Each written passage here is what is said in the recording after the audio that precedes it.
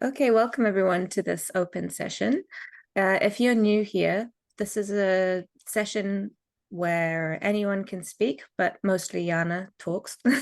I'm joking. No, Yana starts the conversation about a particular topic, but everybody is invited to give their opinion and to give their thoughts. And don't be shy, feel free to speak up or put up your hand if you have something to say, or you're welcome to just listen if you don't feel like getting involved in the conversation. And today we'll be talking about historical figures. And before we started, we'll just say hi to Rebecca, who's going to watch it later and can't make it today. Also, this recording will be put on YouTube, so don't offer any personal information that you don't want to be put on the internet. Okay, take it away, Yana. Rebecca, I miss you. I love you. Okay. Because of that fact that we have Ukrainians in the chat, I think that this conversation could be very controversial because we have different opinions about different historical characters. And I will start about my favorite character, and as I told you, I love him not because of his action but because of his vibe. And my favorite historical character in Ukrainian history is Nestor Makhno. Okay, for people who know nothing about Ukrainian history, we have very special period after 1970 and till 1922.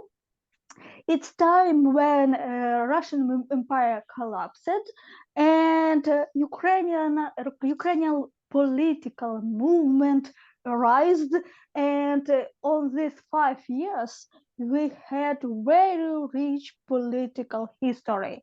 It means that we had in Ukrainian politics all spectrum of politician views, of political thoughts. And one of my favorites is, of course, Nestor Makhno, because he was anarchist. And I love him, like him because he was against everyone. So he didn't like not UNR, he didn't like Hetman Skoropadsky, he didn't like Soviets, Red Army. And what is very special about him and about his political career actions, he successfully did first in the human history and for the last in the human history actually functional anarchistic state. It was first in the human history and the last. So no one couldn't able to do this, but Makhno and Ukrainians did first anarchistic state. And of course it didn't survive it Soviets occupation, and Nestor Makhno did the same mistake that did Bohdan Khmelnytsky, because on his situation he thought that if he will unite with Red Army, it will help to him to continue his political movement. But after he helped to Red Army to throughout Russian monarchists to Crimea, Red Army surrounded his army, and killed almost all of his army. And he ran away to Romania, and after he emigrated to France and died in Paris. But I like him because of his chaotic spirit, because his army was very special, because what they did, they take machine guns and put their own cabins. And that's why his army was very quickly and very maneuverous. I hope I spelled this Maneuverable. word. Maneuverable. Well done. Okay. And that's why they can react very quickly. But what's the most interesting in this situation, that Ukrainians now in the Ukrainian-Russian war actually did the same. They take a weapon and put it in the modern cars and use the same technique of fight that Makhno invented in his time.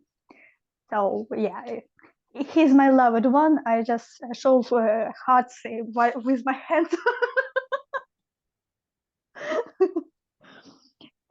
Did anyone want to argue with me and shows his disagreement? Vitaly. Or agreement. It's just your own appreciation of his depicting like visual of him, some not non-standard decisions, but not person itself, not his activity. And so it can be. Yeah, he's very important also for my region, because his most activity was in Dnipro region and in Zaporizhia region. It's his most areal of actions. That's why he is important, not just for Ukraine, but especially for my homeland. Yeah. So you said that he was quite a controversial figure. Yeah. Does anyone have any different thoughts about negative traits of this person? Like, he was technically a terrorist. Yeah. Because idea of anarchistic state, it means that you don't have supreme power. Yeah, that society regulated itself, and he like take money from rich people who like worked hard for this money, but he take this money and property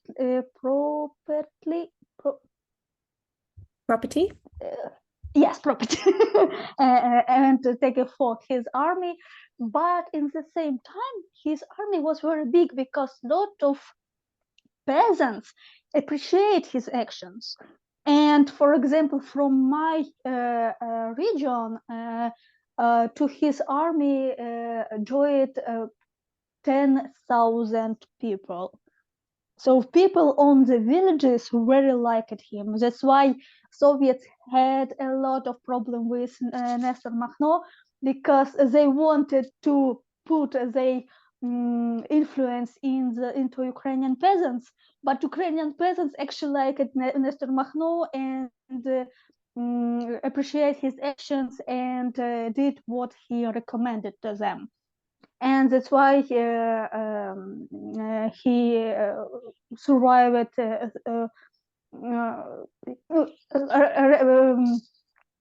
Soviets tried to kill him several times, as always. Yeah. But he made this mistake when he in the 1921 joined Red Army. But before he was against everyone, like against monarchists, against Democrats, against Red Army, against everyone. He had his own view of Ukraine history, of Ukraine state, but he did a lot of mistakes. And because of this, like he is a historical loser. We can talk about this. Yeah. I see. I see. Yeah, and actually, as he was against Ukrainian National Republic, he made some harm for Ukrainian state Yeah. 100 years Because ago. he was against conception of state itself, because he was anarchist. Yeah, like But one can say yeah, that he follows some traditions of siege of Cossacks, yeah, not having yeah. state, be free, and so on and so Mhm. forth. And it actually works, but it works only a small part of state, actually. Because if you have a big state, you need power, you need some institution of control. And I'm not sure that his state would survive more than 10 years. I don't know. So how long But again, did this anarchistic society survive for? almost 2 years. Mm. Not much, not much, but it works. It worked, actually. Yeah. It worked, but not long. But again, I like him for his chaotic vibe, and of course, we all human beings and we all make mistakes, but price of his mistakes was very high, because of his actions against everyone. I think particularly it's his fault that we lost statehood on this period of time. I see. And when he was very short, so he was and I am short too. That we had a lot of common. Awesome.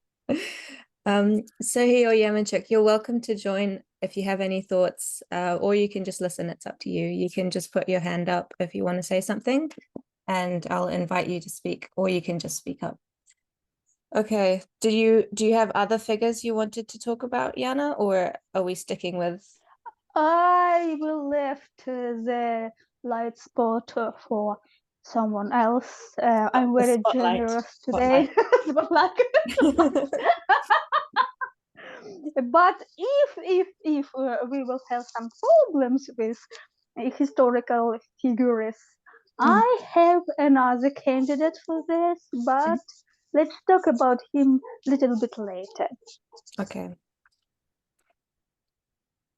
Vitaly, do you have a favorite historical figure from Ukrainian history? It's hard to name one.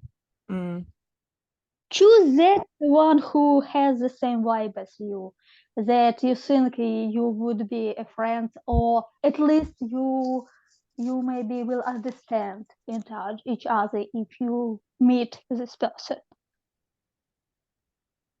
I just cannot think of one. Okay, say it, all of them.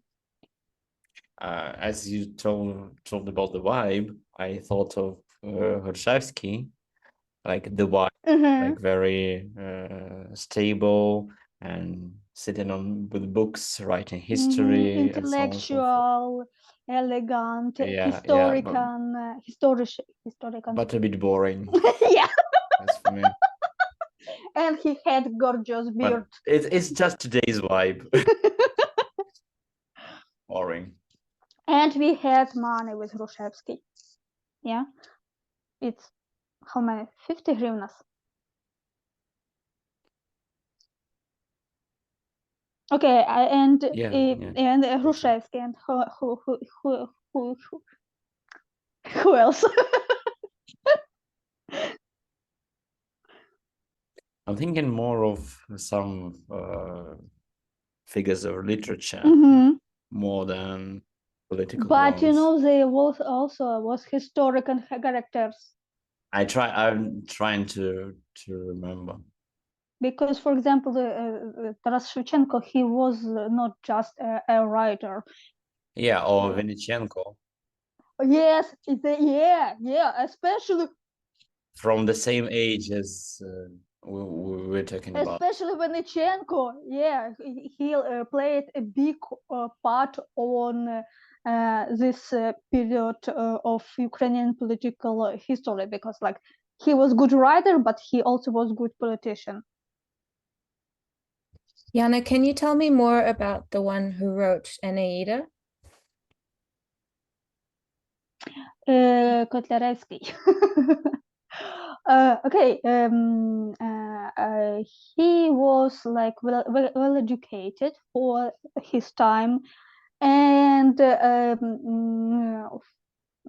everyone told him that you could write anything on Ukrainian language because it's language of peasants. But he decided to like hold my beer. And he had that audacity to take a classic of literature like Aeneida of Virgil, and Virgil, and make a parody. He didn't translate it, Aeneida of Virgil, into Ukrainian. He made actually parody, and he put a lot of a social critic in this poem. Especially, he critiqued a lot the Catherine II, because he based one of his characters on this person, and this poem was like very controversial for that time, because everyone understand what he wrote, about whom he wrote this poem. And after him, like, he showed that Ukrainian language capable to express a lot of thoughts, a lot of aesthetic categories, and that's why he's very important for Ukrainian history and literature and Ukrainian language, because he wrote not just poem Aeneida, he wrote some plays for Ukrainian theater.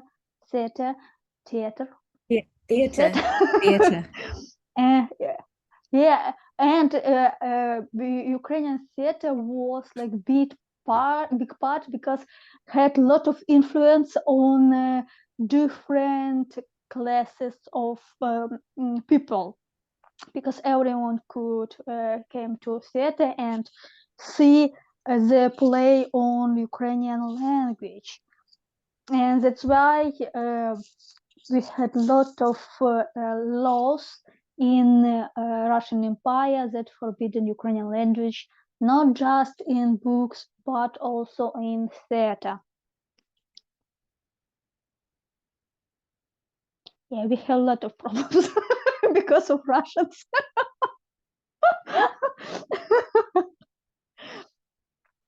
As you let me interrupt you once in a while. When you were talking about Makhno, you mentioned that he's controversial as much as Bohdan Khmelnytsky. Yeah. Could you share your opinion on Bohdan Khmelnytsky? Is he a traitor?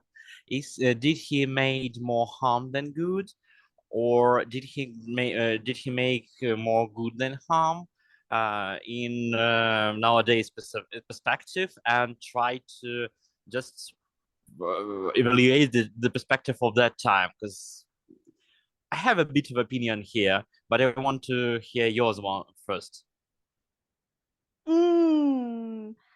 For me, Bohdan Khmelnytsky isn't the greatest figure in Ukrainian history, because like I blame him for Berestetsky Stati, yes, for his union with Moscovia, and it was his biggest mistake.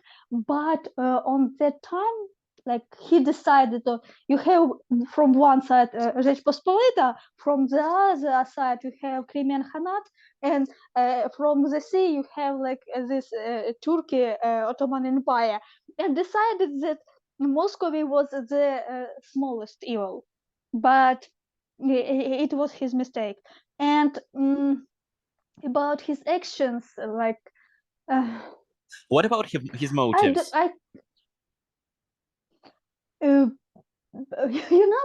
Some people think that all these historical figures have this high ideas. No, all of them has a personal motives. Yep. And I'm sure that Makhno also had his personal motives. But in that period, his personal motives and desire of Ukrainians was like had the same vector, has the same напрямок. Okay. And direction. Thank you very much. Yeah, it has the same desire of Khmelnytsky and desire of Cossacks, especially Cossacks, had the same directions. And but again, he made huge mistakes. And I don't know, but actually, if I was on his place, I actually don't know what could I do in his position. Was it? Did you know that some historians say, I don't know if it's established facts or is it just a rumor, that he did the union with Moscovia due to his personal the disrespect that Polish king just showed in his direction towards him. Like maybe it could be like because he has this very personal relationship with Polish king, and yes, he just wanted like піднасрать. Yep. Can you translate into English піднасрать?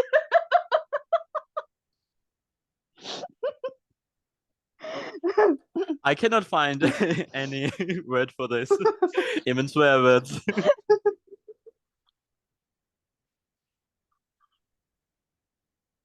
Can you put it in the chat? Word піднасрать? To write in the chat? It's like when you want to make some little city evil things, it's піднасрать.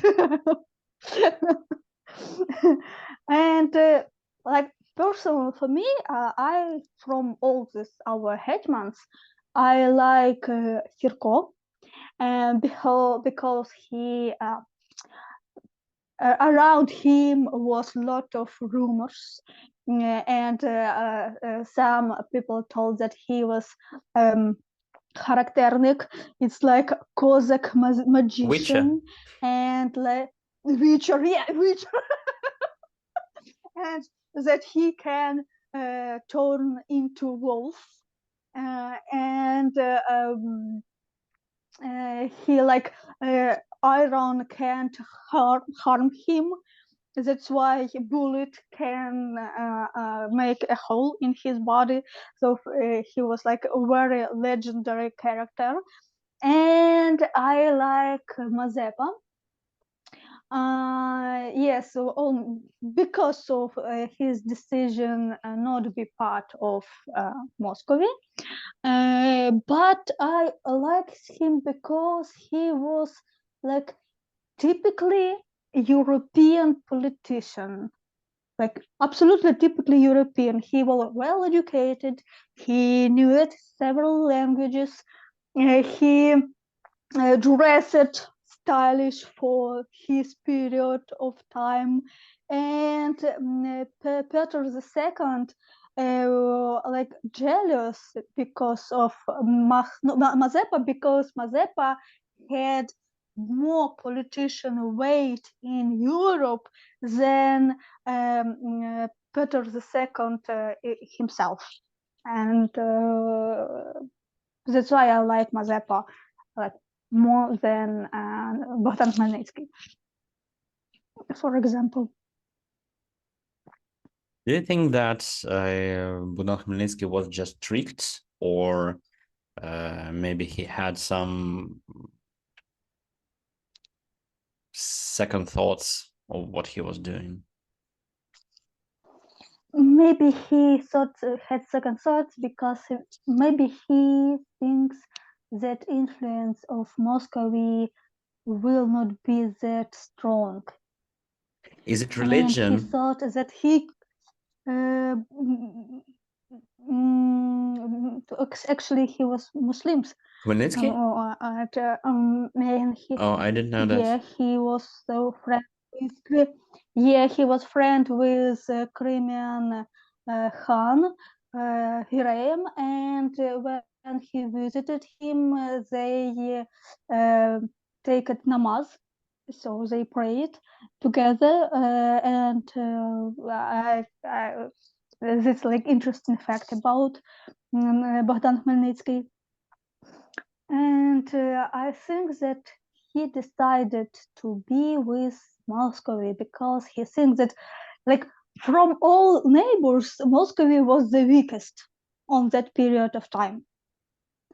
And he decided that maybe this was like from like little gap of time after this period of adaptation, he took the power again. But the teeth of Moscow was very deep already in the Hetman state.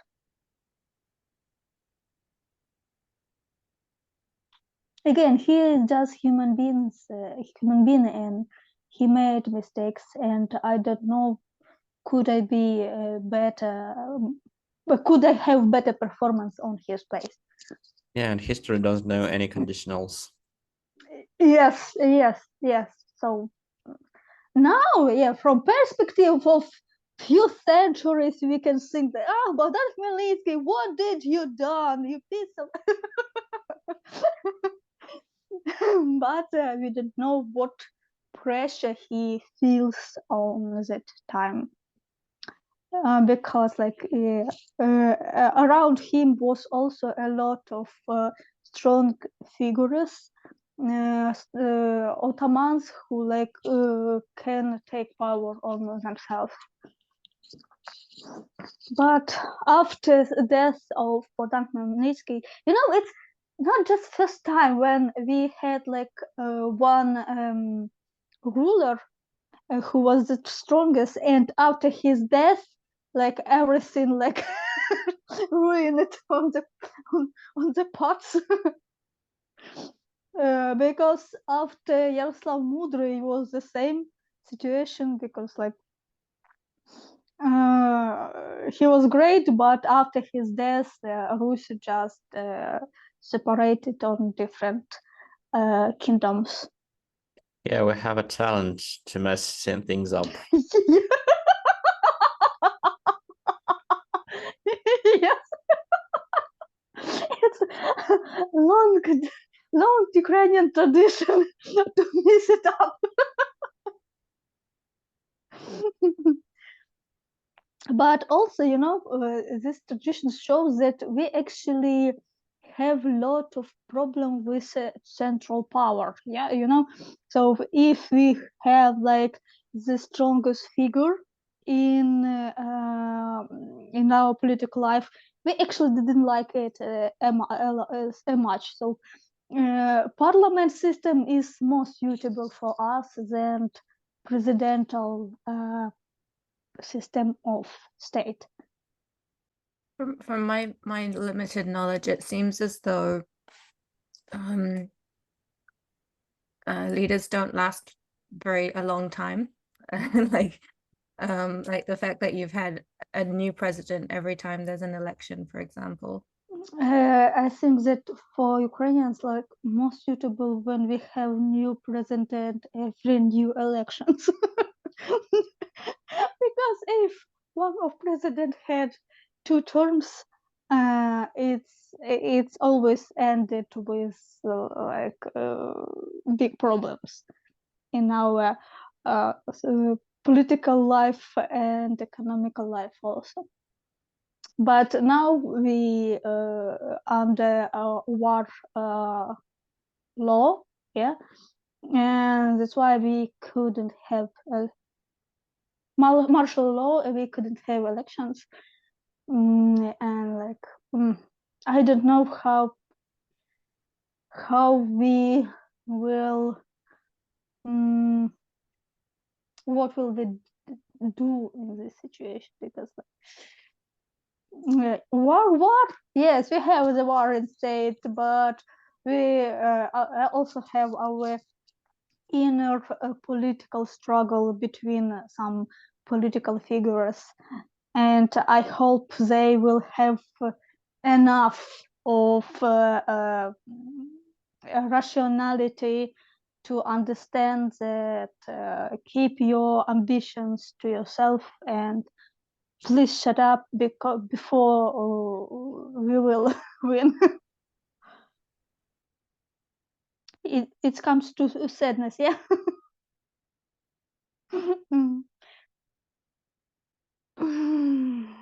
As Ukrainian who lived in not far away from front line, and for many Ukrainians, like, we don't think about future. I have not plans for future.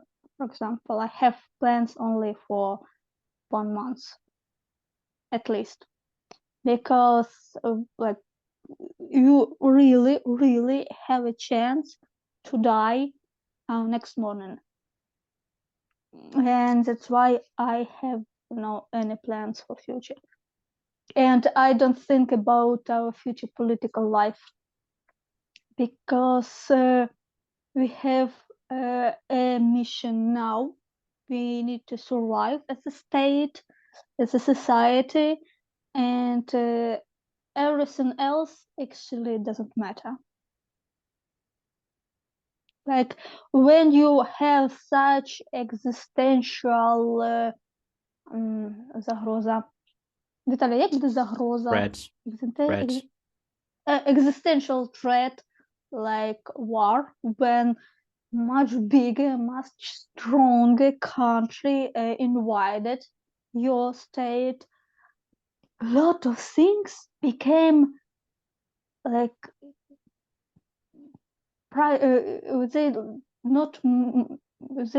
these things don't matter to you, nothing.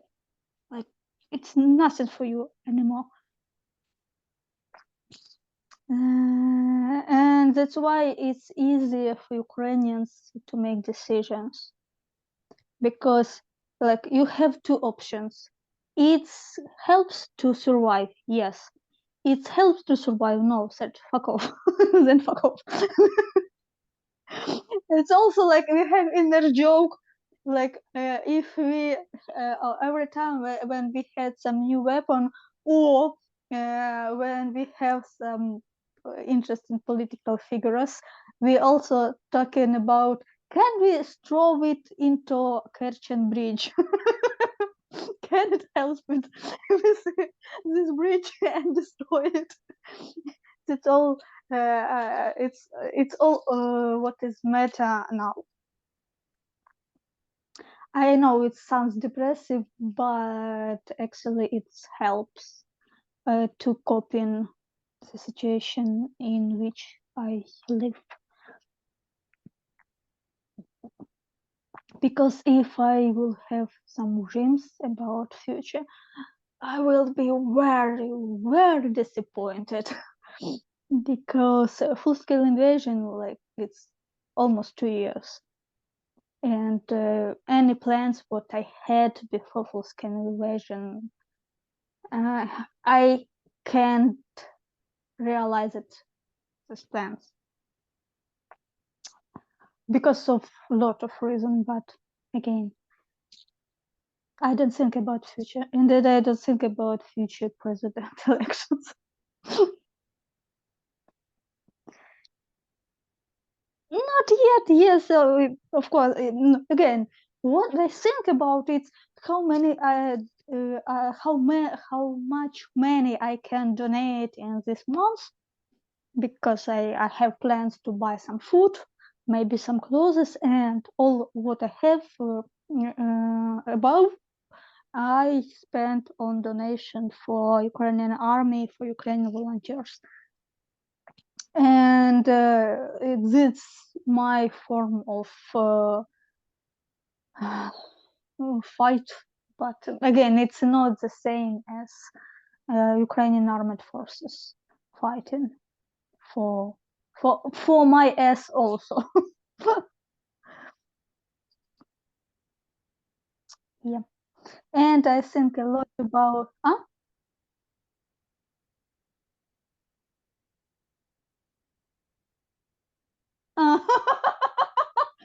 like, let's mention that I started from love, and I've started from positive vibes. But unfortunately, like we don't have like this much of historical jokes, because Ukrainian history is always about struggle. It's always because about losses, and that's why we don't have much of jokes about historical We can make characters. jokes on modern time. Yes. Like some funny prime ministers. Yeah. Funny, but not funny, actually, but very funny words they said in a very funny way. Azirov. Yep. Like it's it's the hardest joke to explain to foreigners, because as Azirov, it was one of our premier minister, and he was with Actually, Azarov. We all call him Azirov because he was pretending to be a professor of Ukrainian language, or some sort of doctor, like PhD, some sort of, and he used words like in Russian it's O, he used E in Ukrainian. Like, there was a historical shift from O to E sound, but not in all the words. And he used like and that's why we name his not Azarov but Azirov, like switching the vowel. And you cannot just explain those memes. Yes, and because of him, we have this new word in Ukrainian, krovosisia. Okay. originally it was krovosos, not blood titty. Yes. It's because he changed it O onto E, because he did it in every word, but in this case you need to pronounce krovosos, but he pronounced like, yes.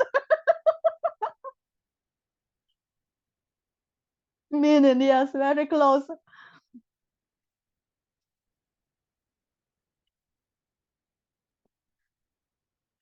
And yes, it was persecution. on the state TV, and he tells the krovosisia. And you know, we have this very famous volunteer Pritula, and he makes this fake translation of Twilight. And this famous scene where when Bella told to Edward, I know you, I know who you are, and he said, tell it loudly, and she said, you krovosisia. So he will be forever known for his Yeah. I can't. Still funny.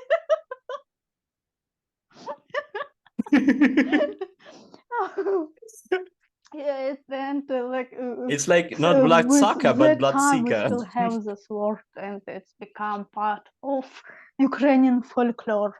Blood eater. Yeah.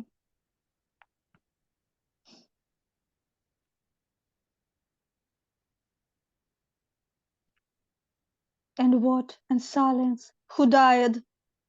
Again. Or we can make it not bloodsucker, but bloodfucker. Okay.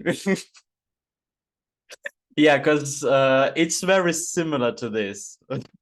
So yeah, very close. Like he used the wrong word with the wrong vowel, and it was his official speech for one of the cabinet ministers. Yeah. Yeah, because for example, I want to tell you about interesting fact why all European kings are actually relatives, and they are relatives because of Kнязь Yaroslav Mudry. It was ruler of Rus. Like it's always Rus. They never called themselves Kyievska Rus. It's like was fake name made it by Russians in 19th century. So it's correctly will be to call this state Rus.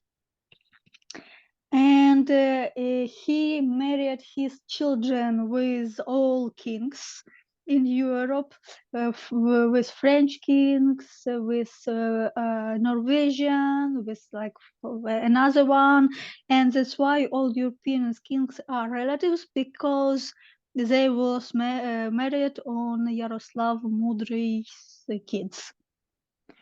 So he was like very wise and like he was Yaroslav Wise. He was Mudry. It's wise, and he was very wise ruler because he makes this political marriage, and he was very successful as a ruler. Yeah. And not much people know about that fact that European kings are relatives because of Ukrainian ruler from 12th century. Did he also have hemophilia? No, it was the Russian Tsar. Okay. No. It's a different bloodline, and it's even not relatives to Yaroslav Mudry.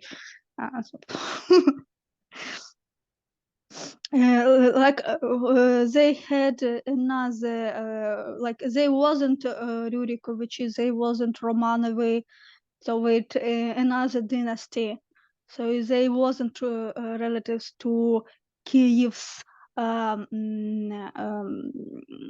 dynasty of rulers. So yeah, but we actually don't know what happens with this dynasty because we like they had a lot of kids, especially Yaroslav Mudry, because he had a lot of wives. Despite the fact that he was actually Christian, he had not right to have a lot of wives, but he had.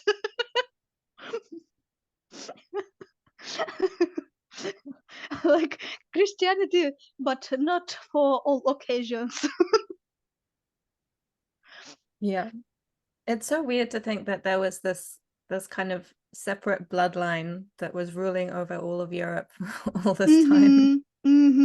Yeah, it was. And there are very interesting story about last Vikings conung who fall in love into daughter of Yaroslav Mudry. And when he asked Yaroslav Mudry to marry his daughter, Yaroslav Mudry told him that he should become more powerful. After this Viking went to Byzantium, like Western Roman Empire. And like he become very famous general, and after this he married Yaroslav Mudry's daughter, and he take her to his state, but he died in Great Britain. In fight. He died in Great Britain in fight. But it's like when you think about Europe and imagine that like map of his way, yes, from Norwegian states to Rus, to Byzantium, again to Rus, and after to Great Britain islands. Like he traveled almost all knew it worked on that period of time, because like they didn't know much about another countries and another continents. And like Netflix or who tried to make the serious TV show about this particular Viking who married Yaroslav Mudry's daughter, but like we had a big fight with this studio because they wrote Yaroslav the Wise, the ruler of Russia. And one second, Russia wasn't exist even. Moscow wasn't exist. Like nothing of Russia wasn't exist. What a Russian ruler? So we have like big problems with it, because foreigners, they see this common part Russia and Rus and decided that it's the same. But actually Peter II renamed his state Moscovia into Russia because he conquered Kyiv and made Ukraine the part of his empire, and because he like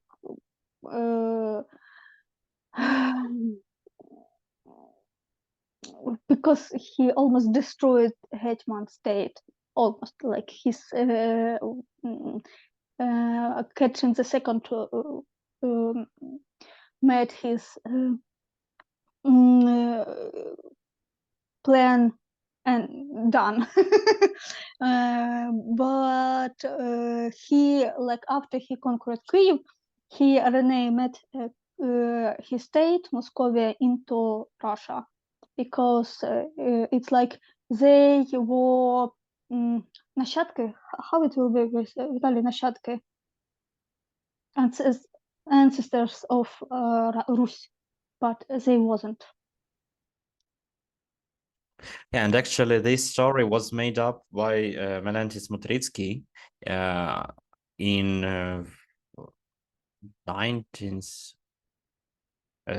18th century.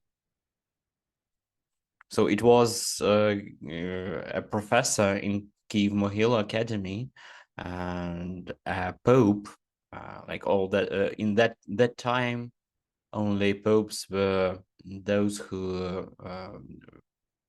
studied in academies and universities and so on, and he made this up to unite Russia and Ukraine after Bohdan Khmelnytsky signed the unity. Unite. It wasn't united. No. Like, it's always called United Union, but it was never a union. Like, it wasn't union. It was occupation always. It's like it's such a joke because like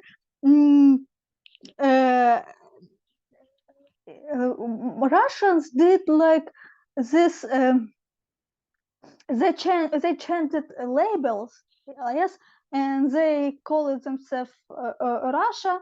And after this, everyone in the Europe like thinks that they are ancestors of that medieval state Rus on the Dnipro River, and they only changed their name and conquered part of Ukrainian territory. It's like sometimes I think that Europeans scientists are actually very stupid sometimes because like guys study history sometimes at least. And it's so sad because like Ukrainians try to debunk it, all these myths, but it's very strong. It's still strong in the minds. So, for example, when I watch some TikToks or Reels, like some people still acting like Russia is normal state. Like it's they not embarrassing to mention Russia without saying what Russia doing right now. Like it's like normal state. It's a problem because even if you don't mention it, that like you say it about some languages, and like besides Russia now attacked Ukraine, and no one mentioned it. No one mentioned it. And in minds, they still have this old map of Europe, old image of Europe, but it's not the same. It's not the same. Yeah, I think those perceptions are changing though, slowly, but they are changing.